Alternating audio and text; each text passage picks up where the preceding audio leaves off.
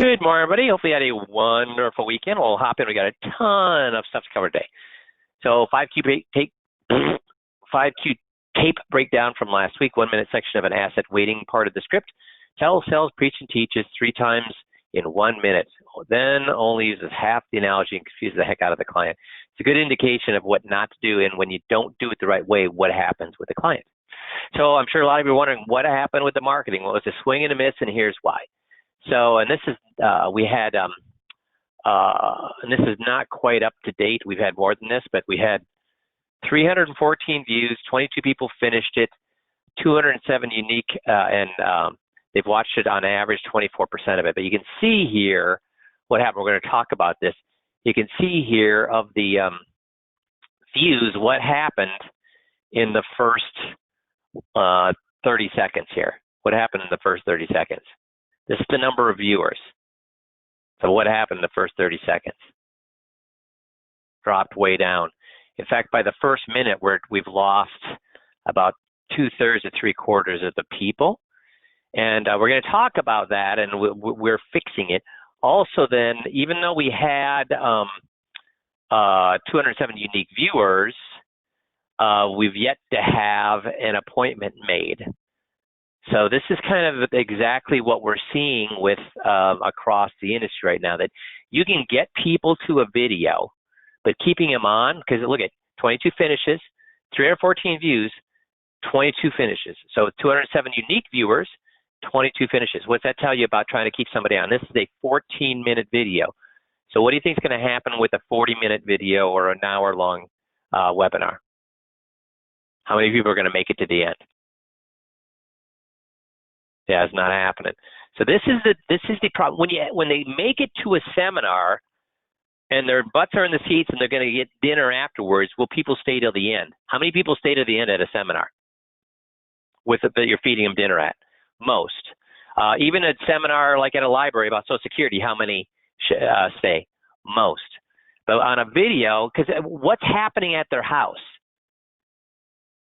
Even to get them on the video isn't hard enough, but they've got everything. That's right. They've got they've got the somebody walking a dog out on the street that they watch. They get hear kids screaming outside. They want to see what that's about. They get the delivery guy. Then their email bings. Then they wander out to the kitchen to get a snack. How hard is it to keep somebody's attention when they're in their own home on a video? Yeah, it's pretty tough. So, but we're going to talk about that and what we're doing to deal with this. So all is not lost. I'll talk a little bit about how we've altered this, because we're going to keep trying. I mean, if we can get this many people to watch, do we have a shot if we can get the video right? Yeah, so we're going to keep hammering. I'll tell you what we're doing in a second. But because of that, Jerry has, I don't like anybody in the industry, and they don't like me, because so many people have stolen my stuff forever that I have zero friends in the industry, because I will not talk to anybody. Because anything that I tell them, they steal it from me. But Jerry has a lot of friends in the industry, so I kind of asked him, what's going on in the industry right now? Is anything out there working? So Jerry, what have you, because here's the thing, the FMOs, they're competitors, but they're not like a coaching system that I have that has material and has things that they want to give out and has proprietary information. So FMOs, even though they're competitors, guys are leaving one FMO to another FMO, another FMO to another. So everybody is kind of plays, the big FMOs kind of play fair, and you get to know people at other FMOs, and you kind of keep you get an idea of what's happening at those other FMOs. So Jerry, what is going on in the industry? Yeah, thanks, Mike. And first of all, too, as well, I always appreciate, the nice thing is the honesty and the transparency here. So you guys are putting together and you guys are working through this, and you're saying, hey, we need to figure out what it is, but here's where we're at. Because just kind of an update industry-wide here right now. So across the industry, FMOs are down 50%. So business is down. And so there's some places that are down as much as 80%. I've seen and I've heard, and we do have a lot of friends around the industry, because like you said, Mike, you end up being friendly and you're looking for ideas, and you kind of go back and forth with different people on those ideas. But a big reason for why that's down is because of marketing. So what we run into people, and we see ideas and things come across and hear from different producers and a lot of people at ECA that come up and say, hey, look at this thing here. We got this advertisement from this FMO, and they have this marketing tool here, this digital seminar, or this or that, and they say they're getting these 45 appointments off it and these huge numbers. And then we make phone calls and we go talk because we're looking to see, hey, what's that little trick, that thing out there that maybe that's working out there. And when we call up, we hear, nope, that's not working at all. It's put out there.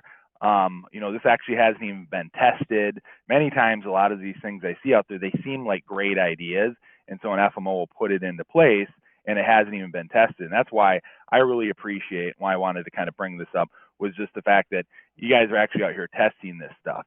So we don't put producers in positions where they have something, put money for it, and it isn't even gonna work. So it's just that's just kind of the word we've been looking out there. And if it was working, if these marketing ideas and these digital campaigns right now, if someone had one that was working really, really well, we would hear about it. We would know, and you would see the business changing. You'd be able to see the numbers going up across the board, and I'd be hearing it from our peers that, hey, it's starting to turn here now. But across the industry right now, 50% is a huge number. Thankfully, 5Q Group, they're not down at that 50%. They're higher. They were down. There's no doubt about it. But we're doing a little better. We're doing better than that 50%. And I think a lot of that's credit to having, teaching people and working with advisors to have real practices and have tools that we can go back, work with our existing clients. And we built strong relationships with our clients through using the 21-point checklist and a lot of the mini systems that give you a lot of opportunity to do things that don't require putting up those dollars for marketing. And we didn't always just require, or we didn't always need to have those things to have good practices. So there's things for reps to be able to do to be able to get in front of people or to generate business with existing clients or continue to get that business when things are a little bit rocky right now. So right now, I haven't seen anything out there at all that's working marketing wise yet. But like Mike said, you guys, I'm sure you're going to continue to dig into this and find what that is. But I have not seen anything across the industry so far yet, Mike. And if you do, Jerry, are you going to keep that to yourself? No, definitely not. We want to get that out. So anything that, every opportunity or thing that we hear out there, we are looking at it. So we're going to test it out and look at it before we bring it out to you guys out there in the field, because I'm not going to bring you a hope or a dream. I'm going to make sure it's tested before I get it out to you guys. So if we do have it, we won't keep it a secret. Yeah. So guys, I don't care. I would love to be the person who figures this out, but if somebody else figures it out, we're going to point you in that direction. Does that make sense? So what have we changed here? We've changed two different things. One is with this 14-minute video, I tried to make it sound very educational, and I started out saying, welcome to Investment Essentials, blah, blah, blah, blah. And guess what I found out about making it sound educational? Not good. So what we've done, I have a question. Have you sent this to top producers with 4 or 5 friends? Yeah, that was the sad thing. I was pretty excited about this because we have sent the video to actually 3 of our top producers. They invited friends in, and the friends were like, holy crap, yeah, do I have bonds? I need to get out of bonds. And then what is this thing that you're talking about here? I want to move my money to that. 100% of advisors, I think we've had 16 consumers look at the video, and they were invited in by our top advisors. And 100% of the 16 said, holy crap, I hate bonds. I need to get out of them. I want to do this thing. Show me this thing you have. So I'm excited. But here's what's happening. What's the difference between somebody who knows you, showing the video to somebody who knows you? That's right, Tom. They have a relationship, so they already trust you. When they're getting a video from a strange person, guess what? Well, also, and keep in mind also, the advisor brought the clients into their office, which means the people had, all 16 people had to what? Watch it. And we saw here, how many of the 314 views or how many of the 207 people watched it to the end? But all 16 people watched it to the end. They had a relationship. So we know the video works. What we're trying to overcome is the wariness because they don't know who you are. Now, we're not going to be able to fix that and create rapport in a video, etc. But what we've done in the beginning is instead of, we're still talking in a very calm, educational manner, but now in the first 30 seconds, we're telling them, we're proving to them they've got a problem, and we're saying we're going to talk about the solution in the first 30 seconds, which I did not do in this video. Also, we've taken it from 14 minutes down to less than 10 minutes. Also, at the end, one of the things that we were doing is we were giving them what I was saying to folks at the end. I was saying, so there is an investment.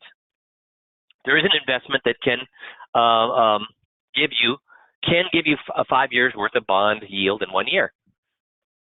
And it's been around since 1973. It's been used by Fortune 500 companies and Wall Street since 1973, but you and I have not been able to use it.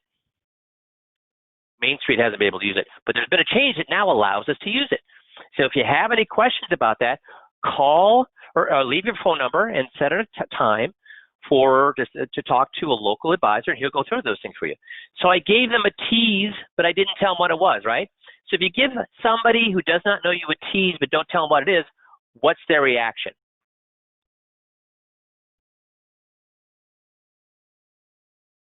Yes, Nick. What's their reaction, guys? Eye rolling, don't trust, sales. I wish there was curiosity. Instead, they think what? Just what? Quit, playing hide the weasel. Just what? Tell me what it is. And if you don't tell me what it is, I know there's a reason for you not to tell me what it is, which is that what? If I knew what it was, I wouldn't want it. So see, it's walking the line. If you tell them too much what it is, what are they going to do? They're going to go to Google. They're going to research it. And what's Google going to say? That's right, Glad. They're going to research it. And what's Google going to say? Bad. That's right, bad. Or they'll simply go to their advisor and say, hey, can you do this? And what will their advisor say? Yes. So that doesn't help us. If we don't, and what we learned with this video, if we just tease but don't tell them what it is, what do? They still don't call because they're like, they're saying quit dicking around. So I came up with a way this week to tell them what it is. Well, here's what you're trying to do. You're trying to give them information, but once you give them the information, they're like, oh, thanks for that information. Then they look at it and say, oh, wait, that's too complicated to do myself. So, well, I'll give you an example. Something I love bees and birds and all that kind of stuff. So I did a lot of research on how to plant a pollinator garden. So I did all this research for planting pollinator gardens. They told me what plants to buy. And then at the end of that video and that article, they said, but we have a prepackaged plan where you can $149 we'll send you 40 plants. What did I do? I could have went out and got all of them, but instead I said, that's too complicated. I'm just going to what? Just do it with them. Just bought it. So that's what we're doing with the new video, and which we won't be able to try this week, but we're going to try next week on Tuesday or Wednesday. So we're hoping that has better, because we're telling them what it is, but it's going to look too complicated for them to do it. But we're assuring them that the change is we can make that complicated very easy. So that's what we're doing with the video. So telling them up front, we're hitting them with both the carrot and the stick in the first 30 seconds. Here's the problem, and here's the solution. We're going to tell you about that in the next 10 minutes. And then at the end, we actually tell them what it is, but no sane person, after I show them what it is, and we prove that the thing exists. I proved that that thing exists 3 different times. So everybody's going to say, oh, it does exist, but then they're going to say, I know what it is now, but there's no way in hell I'd want to do it. I need somebody to do that for me. So that's our next shot. Does that make sense? So the nice thing is you know, it's 2 weeks is still longer than I would like. I'd like to be able to try today, tomorrow, the next day, the next day, the next day. But at least we're not having to wait for 4 weeks to try another time. We're going to be able to try it in 2 weeks again to see if the video helps. Both if we can get, oh, and we've also changed the ad, and we're doing an A/B test with 2 different ads to see if we can't even boost these views up more and get more unique viewers. And then obviously we want more people to finish. That's why we changed the beginning and we changed the end. So stay tuned. Next week we'll try it again. Make sense? Now, what are we fighting? What are we fighting, both marketing-wise and really even when we meet people one-on-one? And we're fighting the shortening human attention span. What does that mean for marketers and what does it mean for sales? Well, according to research, our attention span has markedly decreased in just 15 years. Average attention span in 2000 was 12 seconds. Average attention span in 2015 is 8.25 seconds. And what's happening to that attention span every single year? Going up a little or going down a little? Yeah, shortening. In fact, scientists reckon now that we now have shorter attention spans than goldfish, which has 9-second attention spans. So as marketers, we're trying to sell goldfish. No wonder it feels difficult. Because guys, how much attention span do people have? Most people. How long before they got off here? So you got to hit them. You know, there's an old newspaper writer adage is lead with the lead. Lead with the lead. Tell them the most important thing right up front. Don't bury the lead. So that's what we've done. We've changed. Instead of doing what we did here, we changed, and we're giving them the first 30 seconds. We're giving them both the carrot and the stick in the first 30 seconds. That's where we're hoping we'll grab their attention span a little bit better. Human beings are a forgetful lot. 25% of teens forget major details, close friends and relatives. 7% of people forget their own birthday from time to time. 39% of Americans have forgotten one basic piece of information or lost one everyday item in the past week. We're easily distracted. Office worker, on average, will check their email 30 times an hour. The average user picks up the phone more than 1,500 times a week, taking up to an average of 3 hours, 16 minutes a day.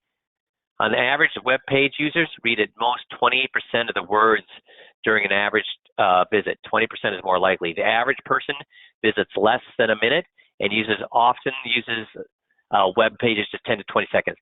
So guys, the fact that we got them to stay on for 25% on average, is that good or bad compared to the average?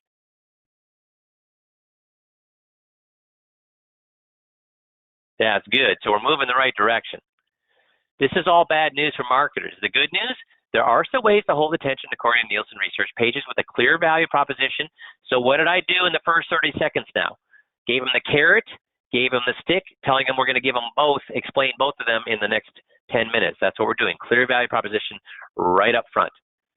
Top tips, be clear in your messaging. We're much clearer in our messaging next week. Focus on the, I don't know what the UX is, and ease of navigation. Oh, that's some sort of technical term.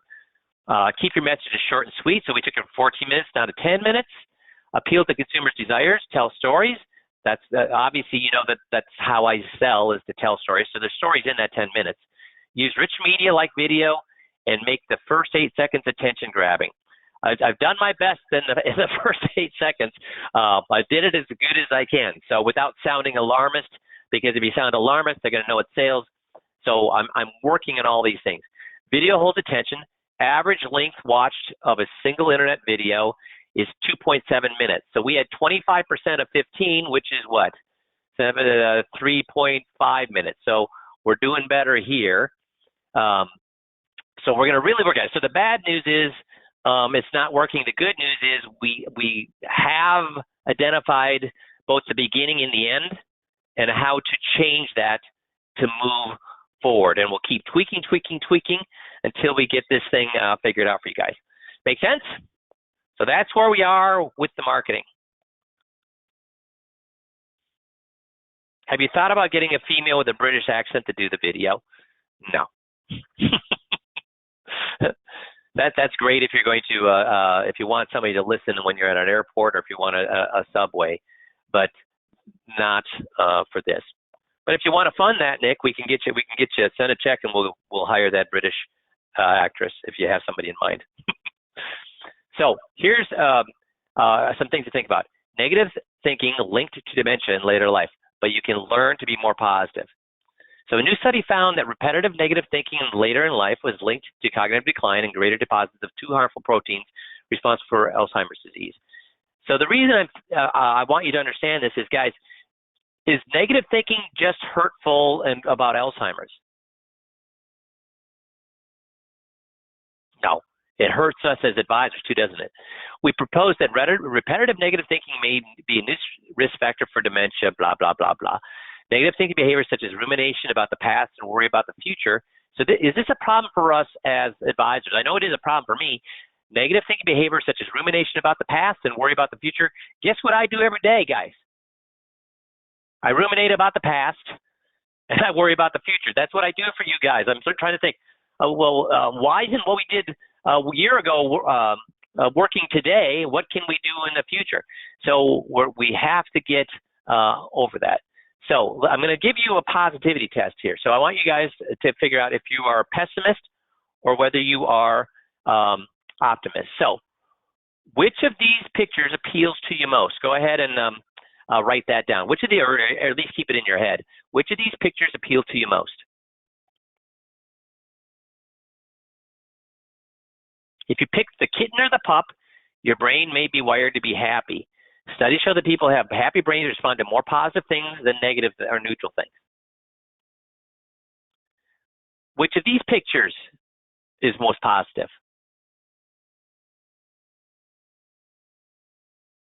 This is a trick question. Which of these pictures is most positive? Oh, you're close. You're on the right. You're on the right track, Tom and Kevin.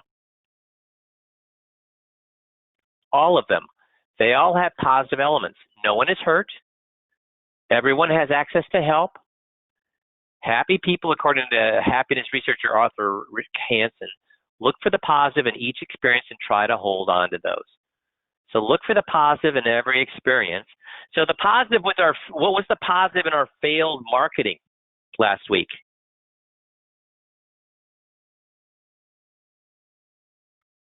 If I had no clue what the problem was, would that be a good thing or a bad thing?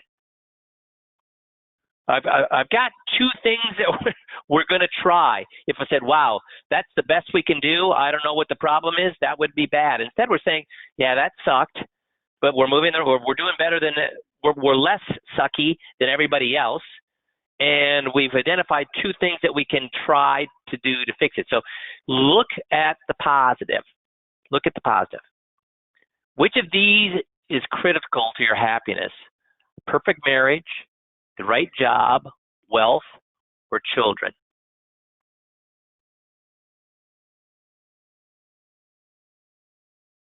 None of them. Happiness researcher Sonia Lubomirsky, says that although all of these can contribute to contentment, they're also part of the myths of happiness. She defines those as myths that assure us that lifelong happiness will be attained once we hit the culturally confirmed markers of adult success. This restrictive view of happiness works to discourage us from recognizing the upside of a negative life turn and blocks us from recognizing our own growth potential. So we get it. Do you see what she's saying? It certainly contributes to a happy life. A perfect marriage contributes to a happy life. The right job contributes to a happy life. Wealth and children contribute to a happy life. But if it's dependent on these things, so if I don't have a perfect marriage, if I'm single, if I don't have the right job, if I don't have money, or if I'm not rich, got to have some sort of money or you're not going to be happy. If I don't have children, if it's dependent on these things, guess what? That's going to be a problem. Yeah. What can you practice to be happier?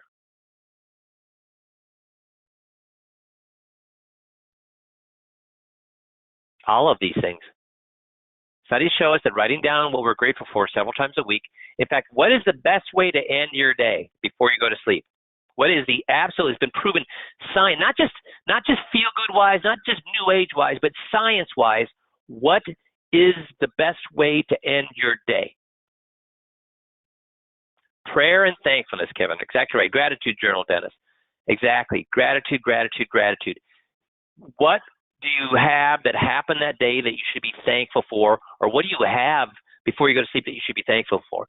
Roof over your head, food on the table, family or a spouse that loves you, that you love back. This is not New Age stuff, guys. It's research driven. Gratitude before you go to sleep is one of the best things that you can do. At what age are you most likely to be happy? Most of you should get this.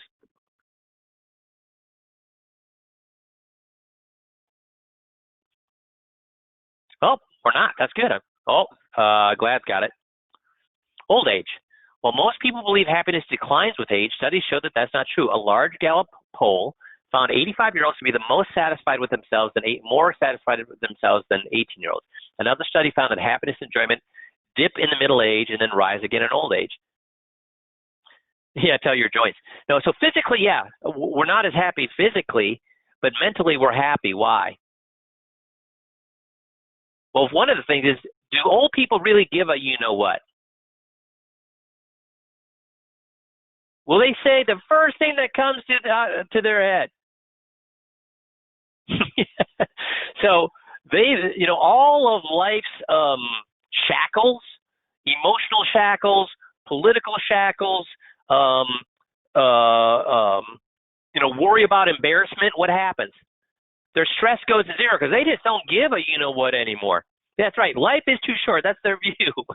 So you can be happy at any time, but it's amazing that the older we get, the more happy people get, even though they're not physically as able to do the things they used to do. Which of these experiences will make you happiest?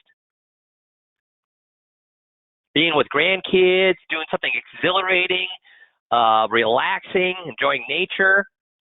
It depends on your age. Younger people gain more happiness from these things, the adrenaline junkies, from uncommon stories. And older people savor the ordinary things, helping their grandson learn to ride a bike, enjoying a fall afternoon. So it depends on your age.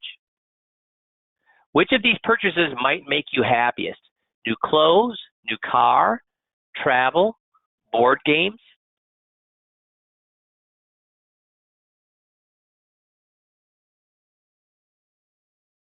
Yep, Ariel's got one of them.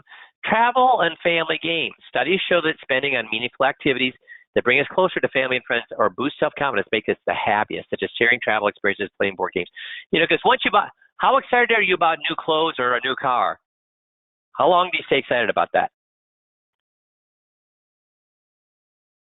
Yeah, first day. Which of these activities could train your brain to be happier? Yoga, meditation, exercise, or volunteering? All of them, exactly. Everybody's getting this right. All of them. In fact, happy brain expert Dr. Richard Davidson says data shows that if a person sits quietly and thinks about kindness and compassion for a half an hour a day, their brain will show noticeable changes in 2 weeks. That's the same thing with gratitude before you go to sleep. Your brain actually rewires itself. Isn't that a weird? To me, that's just crazy. Your brain will rewire itself if you meditate. Your body will physically change if you meditate. It'll physically change if you just think about, don't even meditate, just think about kindness and compassion for a half an hour a day. Don't even have to be saying om, om. You don't need to do that. Just shut your eyes and think about kindness, being kind and compassionate for a half an hour a day, and it will rewire your brain. Same thing about thinking about gratitude before you go to sleep. And how much better, not to be, that I can get angry, I have a trigger, but I am a lot different person over the last 10 years because I meditate. I used to have super high blood pressure, almost ended up in the funny farm, and meditation changed my life. Exercise changed my life. Yeah, all of those things. It changes, but you know what? If I go away from it for a week, how long do you think before I start sliding? If I quit meditating, and I only meditate for 15 minutes a day, not a huge thing, but what happens if I quit doing that? My trigger, my temper goes up, a lot faster. All the bad things happen. Bad things happen. So become a happier person. Well, being a happier person, if you think about some of the people in your advisors in your town that make the most money, do they look like happy people? You used to drive me bananas. The two guys in town that made the most money, they were dumb as stumps. Every single person I ran into, I don't care if they were 20 years old or if they were 95 years old, they had them 100% in American funds. I mean, they put zero thought into their financial plan. Why did people work with them? Why did people work with them? They liked him. Why did they like him? That's right, John. They liked him. Why did they like him? They were. Do people like to be around happy people? How many of you hang around with a friend who is Debbie Downer? You might try to help them. You might tolerate them, but you don't. Do you want to be? People want to be around happy, positive people. Make sense? Work on your happiness skills, not just for yourself, not just for your family, but for your business, if nothing else. Make sense? Okay, so we're going to go to the next piece, the next 1/16 of Ray Dalio's principles. And today it's talking about be radically transparent and radically open-minded. Understand your ego barrier. Dalio opens up by saying this is probably the most important chapter because it explains how to get around the two things standing in people's way of getting what they want in life. The two things are your ego barrier. That is the part of your brain that causes you to lie to yourself. So what do they mean by this? I'll ask you this question. How at 5Q do we deal with number one? Nick's got it, because it's, very good. You got it, Tom. You guys are so smart. Yes, we tape. For 7 years, I never made more than $50,000 a year. The 8th year, I went from $50,000 to $350,000 in 1 year, seeing the exact same people. Why? Because I started recording all my meetings and found out that I wasn't quite the salesman that I thought I was. And because of that, I was able to make changes. So getting by your ego barrier is the first thing. Number two, your blind spot barrier. That is perspectives and thinking that you cannot see, which stems from your unique strengths. So what do you think they're talking about there? Your blind spot. That is the perspectives and thinking that you cannot see, which stems from your unique strengths. This is the problem that we have. If you have money, self-delusion. If you have money, live in a neighborhood with money, all your friends have money and your relatives have money, what's your view of the world?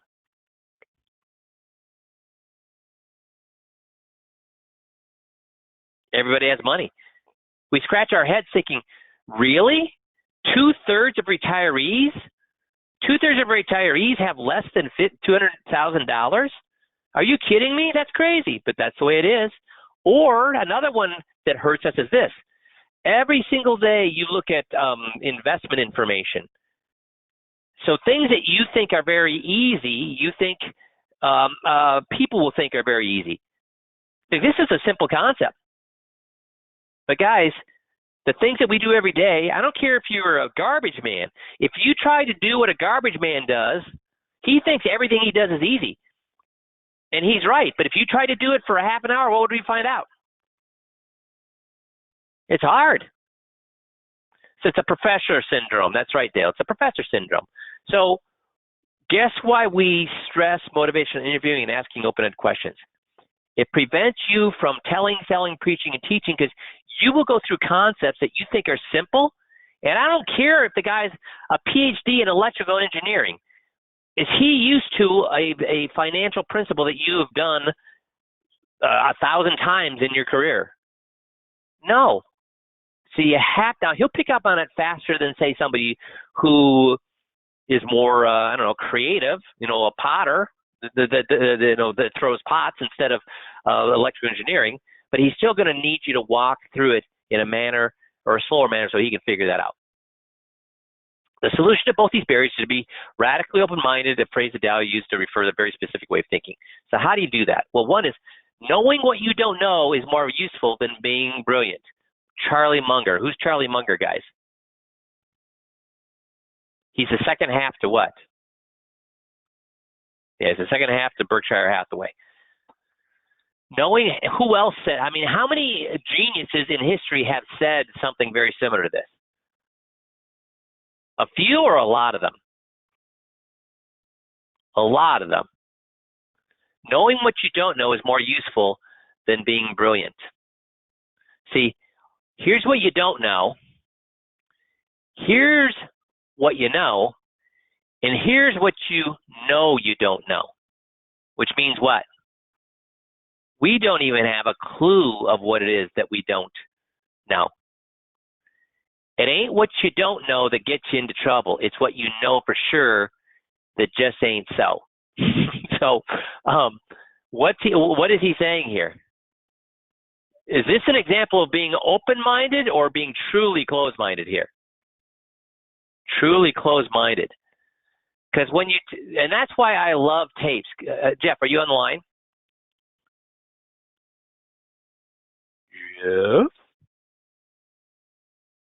Jeff.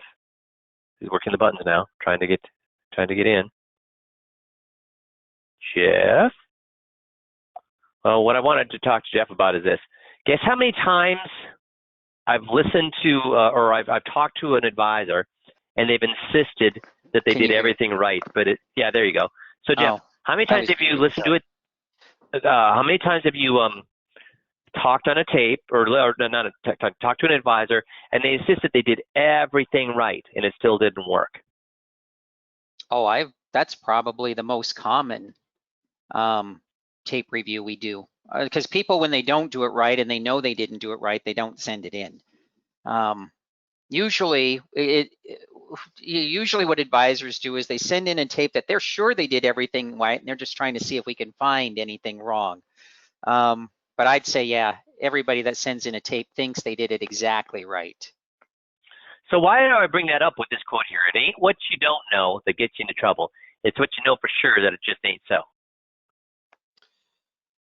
Because yeah, go ahead, sorry. Yeah, so a lot of times we have ideas of what works and we just stick with it and we execute it, and we don't realize that that's the very thing that gets us into trouble.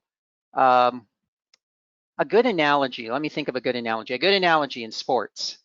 There's a saying in sports that defense wins championships. Well, if you look at, analytics is the thing that's sweeping the sports world. In no sport is that true. But if you really believed that, you'd make some big mistakes and lose a lot of games. I think that when we get into meetings with clients, we really believe that if we prove to them that something is wrong, the light bulb will go off and they'll change their mind. If we really believe that, we'll be good at proving things, and you'll miss a lot of cases and not understand why. It's what you think is the way to a sale ends up not being the way at all. Can I give you another example of that, Jeff? Sure. If I ask all these questions, people are going to be upset with me. So then guess what they do? The advisor does. Yeah, yeah, go ahead. Yeah, you don't ask questions, or you look for reasons why that's true. I've seen so many advisors ask 2 questions and see they're not answering. You tried twice.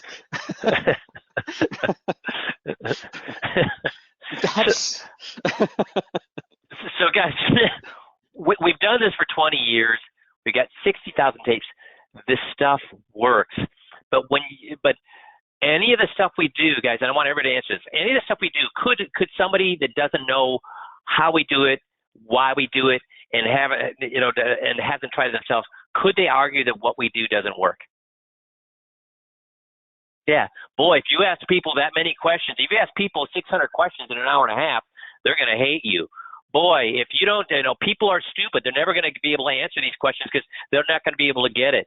When you get on somebody's side, they're going to think you're flattering them, and they're going to get mad at you. How many times have you heard that stuff, Jeff?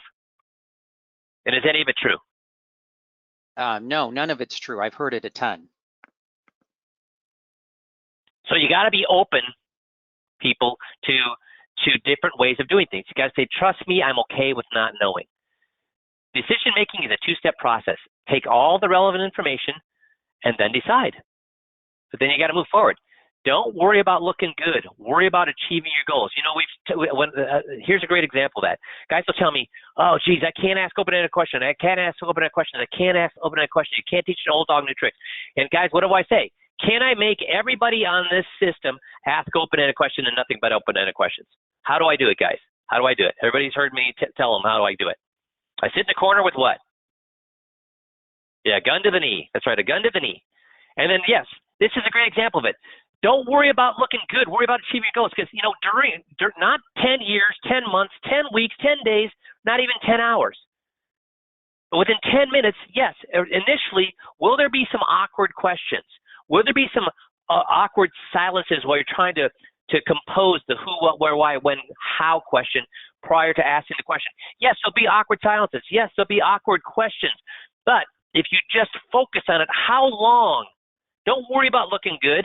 Worry about achieving your goals. How long before you start doing the questions get better? How long before the awkward silences get shorter? Again, not 10 years, but within 10 minutes.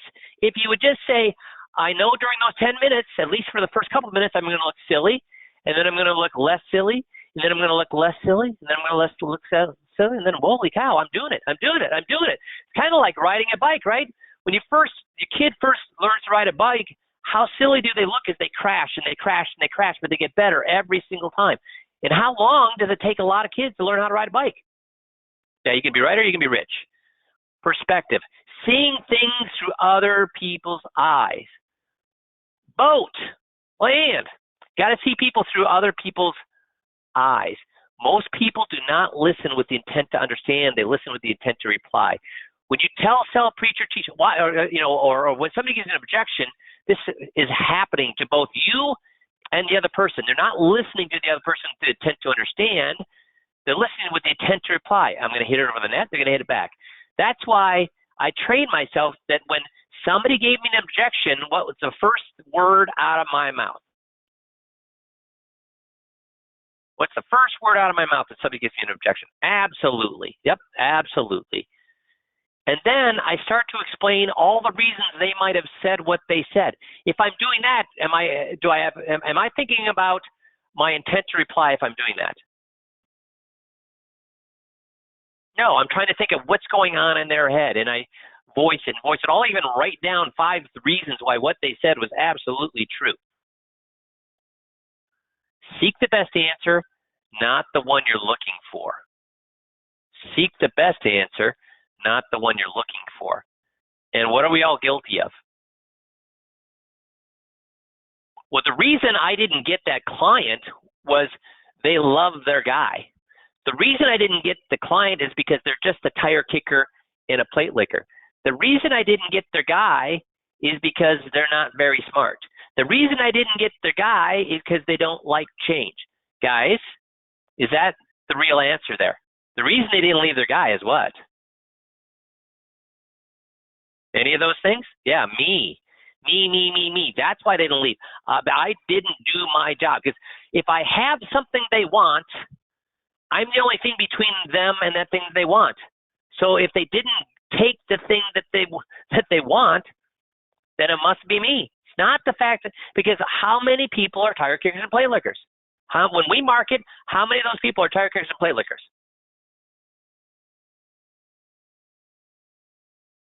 All of them. Not even a lot. All of them. If they really were looking for a solution, what would they have done far before you sent out your marketing? They would have approached somebody to fix the stuff for them. See, there is no marketing that pre-sells people. Everybody that we get in front of is a tire kicker and plate licker. But how many tires and kickers and plate lickers can be converted? What percentage of tire kickers and plate lickers can be converted?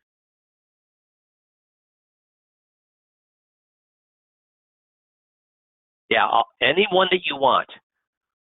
That's right, all that you want. That's right, Gerard. Principle of the day, be clear on whether you are arguing or seeking to understand, and think about which is most appropriate based on your and your other's ability. I don't believe in arguing. I argue, but I think it's the wrong thing to do. It's better to understand and then ask questions so the other person can see your point of view. Let the other person tell your point of view, not telling them your point of view. Appreciate the art of thoughtful disagreement. Plan for this. I think this is awesome. Plan for the worst case scenario. So guys, I've planned for objections. Why? Because I know if an objection comes, I'm going to say absolutely. And am I looking for an objection? Every time I do a meeting with you guys, coaching you, I'll be surprised by any of your objections because I think you're there for help. But with a client, with somebody who I'm trying to get them to move their money, am I ever surprised that they're going to give me an objection, or do I expect it? I expect it. So I plan for the worst case scenario. I don't go in there thinking I'm not going to get objections. I'm looking for the objection. And as soon as they give me the objection, it's like, aha, I know what to do. I say, absolutely. And then I start telling them why their objection is right. See, you should plan for the worst case scenario. Quit job, worst case scenario is quit job, can't find client for 3 months. My reaction plan, find a part-time job while I build client relationships. Have a plan what? Should you ever be caught flat-footed? A plan B, that's right. Never. So until you're making $1 million a year, what should you do the day before or the morning before you do a 21-point checklist or a implementation meeting? What should you be doing the day before or the morning before if it's in the afternoon? When you say review, Kevin, what do you mean? When you say practice time, what do you mean? Gerard, so what do you mean by practice? So all these things are good. Review, practice, 15-minute drills, drill. What I'm going to do, that's right, Brett, prepare for the worst case. What I'm going to do is I'm going to actually run that meeting in my head. Visualize, that's right. Run that meeting in my head. Look for objections they may give me based on what I know about them.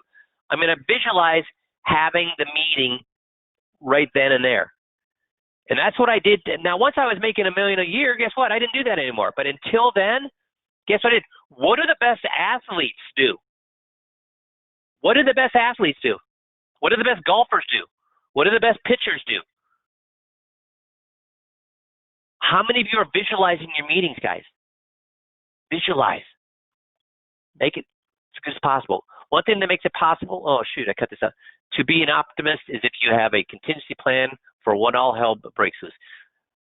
So many of you probably know who Randy Pausch is. He's the guy that wrote the letter. I think he had liver cancer, and he spent the last 6 months writing a letter to his children. Did he make the best of that last 6 months? Did he live more in 6 months than most people? Pancreatic, okay. Did he live more in 6 months than most people live in their entire life? See, that's the kind of thing you got to do. Recognize closed-mindedness. I'm an atheist. I'm a scientist. I don't believe in ghosts. You just hate God. You think you know it all. You're closed. Who's more closed-minded? Both of these people are closed-minded. Is there a reason to believe in a God?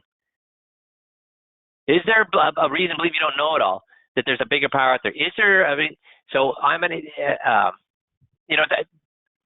there's no one point of view. Be open to all points of view. Keep your mind open. If everyone around you is taking this is great. If everyone around you is taking the things the wrong way, have you considered the possibility that you're saying things the wrong way? So if every single person that you're getting in front of, if every client you're getting in front of decides not to move, is it the client's fault or is it your fault?